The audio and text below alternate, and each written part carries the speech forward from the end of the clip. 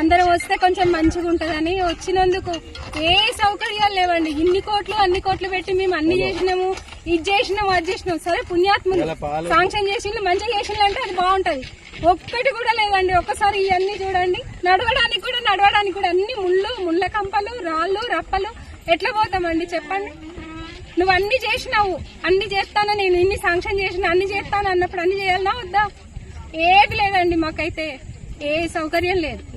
35 కోట్లతోటి చేసినామని ప్రచారం చేసిండ్రు. 3 కోట్లు ఖర్చు పెట్టిందో లేదు అసలు. నిన్న వాళ్ళొచ్చి వీళ్ళొచ్చి అంటే మంత్రులు వచ్చినప్పుడే అయితేనే మంచిగా ఉంటాయి. కానీ మాలాంటి ప్రజలు మేము ఎన్నుకున్నోళ్ళే కదా, మరి మా పైసలే కదా, అన్ని మా డబ్బులతోటే మీరు అన్ని చేయిస్తామని అన్నారు కదా. మరి ఏవండి పైసలు తీసుకునే వరకేనా? మేము ఇన్ని కష్టాలు పడాలనా? మరి ఎందుకు ఇన్ని ప్రచారాలు చేస్తాను? చెయ్యకండి. ఈ జనాలందరూ ఇక చూడండి ఎంత అవస్థలు పడతానో మేమందరము. మా కోసం పోసుకోవడానిక మీరు ఇన్ని ప్రచారాలు చేసేది? మా డబ్బులు తీసుకొని మీరు బాగుపడడానిక?